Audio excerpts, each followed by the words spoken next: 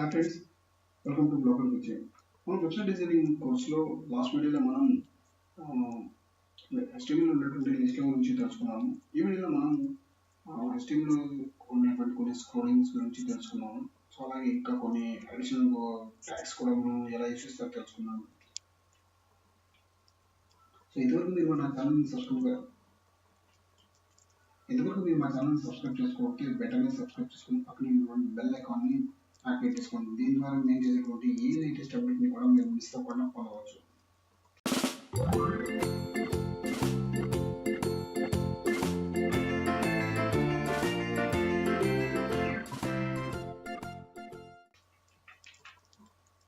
So నేను ఒక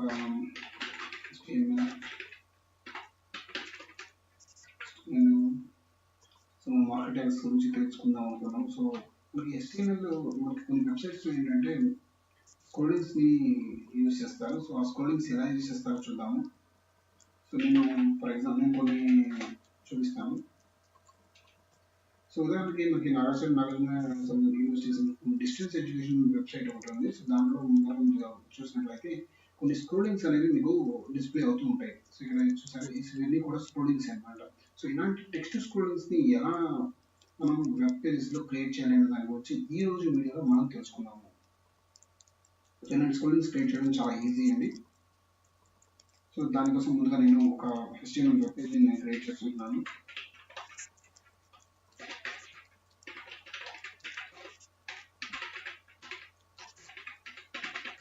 so ఈ వీడియో మీరు మీ స్పందన కామెంట్ ద్వారా తెలియజేయండి.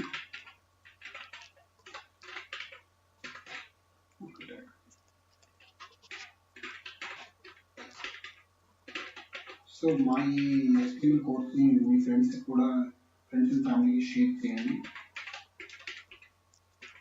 సో మీకు ఏమైనా సలహాలు సూచనలు అలాంటివి ఏమైనా ఉంటే ఇక్కడైతే కామెంట్ రూపంలో తెలియజేయండి.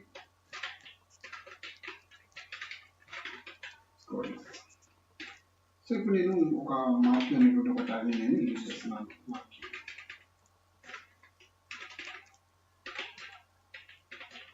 సో ఈ మార్కీ అనే ఒక ట్యాగ్ని నేను వేస్తాను. సో దీంట్లో మనం ఏదైతే కంటెంట్ మనం స్క్రోల్ అవ్వాలనుకుంటామో సో దాన్ని మనం ఇందులో ఇండికేట్ చేయొచ్చు. So this is a text scrolling అని నేను పెడుతున్నాను. ఓకే, సో టెక్స్ట్ స్క్రోలింగ్ పెట్టాను. నేను దీన్ని సేవ్ చేస్తున్నాను. Save marquee dot name. So all files save. So marquee file open చేస్తున్నాను. సో ఓపెన్ చేసే మనకి ఈ విధంగా స్క్రోలింగ్స్ లో మీకు స్క్రోల్ అనేది కనబడుతుంది. మనం ఏదైతే టెస్ట్ స్క్రోలింగ్ మార్కెట్ ట్యాగ్ లోపల రాదు సో అది కనబడుతుంది. నేను ఒక సైజ్ ని ఇంక్రీజ్ చేయడం కోసం నేను దీన్ని 3గా నేను తీసుకుంటాను. సో దీని లోపల మనం ఏదైనా కూడా మనం స్క్రోల్ చేయొచ్చు.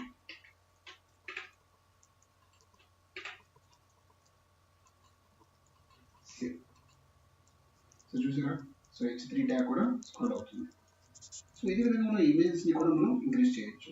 సో ఇమేజెస్ కూడా మనం ఇన్సర్ట్ చేయొచ్చు. సో ఇమేజెస్ ఇన్సర్ట్ చేసే ముందు దీని యొక్క డైరెక్షన్ని ఎలా చేయాలో చూద్దాం. సో డిఫాల్ట్గా ఇది రైట్ నుంచి లెఫ్ట్కి స్క్రోల్ అనేది జరుగుతుంది. సో ఇప్పుడు మనం దీని యొక్క డైరెక్షన్స్ని చేంజ్ చేయాల్సిందో చూద్దాం. సో ఇక్కడ సో ఈ మార్కెట్ ట్యాగ్ని నేను ఇలాగే చేసి నేను ఇక్కడ క్లోజ్ చేస్తున్నాను.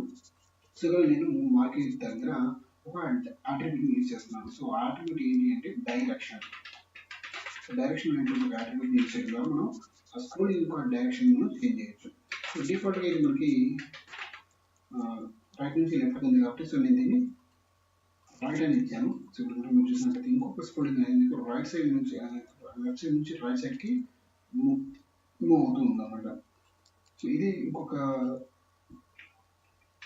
చూద్దాము. సో దీని యొక్క డైరెక్షన్ వచ్చేసి సో నేను పైనుంచి కిందకి వెళ్ళాలని పెడతాను. సో రిఫ్రెష్ చేస్తే చూస్తే కింద నుంచి పైకి వెళ్తుంది. సో అప్కి వెళ్తుంది అన్నమాట. సో అదేవిధంగా ఇంకొకటి కూడా మనం సెట్ చేయొచ్చు. సో దీనికి మన డైరెక్షన్ డౌన్ చేస్తే సో డౌన్, సో పైనుంచి కిందకి వెళ్ళడం జరుగుతుంది. సో ఈ విధంగా మనకి డిఫరెంట్ టైప్ ఆఫ్ స్క్రోలింగ్స్ని మనం యూజ్ చేయడం జరుగుతుంది. సో ఇంతే కాకుండా మనం వీడి యొక్క విత్ అండ్ హైట్ని కూడా మనం డిఫైన్ చేయొచ్చు. ఫర్ ఎగ్జాంపుల్ ఇది ఏంటంటే మనకి మన స్క్రీన్ ఎంతవరకు అయితే ఉందో అంతవరకు స్క్రోల్ అనేది అవ్వడం జరుగుతుంది. సో ఇక్కడ నేను ఈ యొక్క విత్ని సో విత్ వచ్చేసి నేను ఒక 300 పిక్సెల్స్ ఇచ్చాను. సో సేవ్ చేస్తున్నాను. సో సేవ్ చేసి నేను రిఫ్రెష్ చేస్తే సో ఇక్కడ నుంచి వచ్చేటువంటి స్క్రోలింగ్ అనేది మీకు ఇక్కడ నుంచి స్టార్ట్ అవుతుంది. సో ఇది ఎన్ని అయినా మళ్ళీ స్టార్ట్ అయ్యేటప్పుడు మీకు కనిపిస్తుంది. సో ఈ విధంగా సో ఈ విధంగా మనం హైట్ని కూడా మనం డిఫైన్ చేయవచ్చు. సో దీని తర్వాత మనం సో ఇది ఇంతవరకు మీకు కాన్సెప్ట్ అర్థమైందని నేను అనుకుంటున్నాను. సో ఒకవేళ మీకు ఏమైనా డౌట్ ఉంటే కామెంట్ చేయండి. సో మీ కామెంట్ నేను క్లియర్ చేస్తాను. సో ఇప్పుడు ఇక్కడ నేను ఇమేజెస్ని స్క్రోల్ చేయాలని అనుకుంటున్నాను. సో ఇమేజెస్ స్క్రోల్ చేయొచ్చు. Is it possible? ఎస్, ఇమేజెస్ని కూడా మనం స్క్రోల్ చేయొచ్చు. సో దీనికోసం ఏంటంటే మనకు H3 అని రాశాను కదా. సో దీని బదులు నేను ఒక ఇమేజ్ అని పెట్టాను. IMG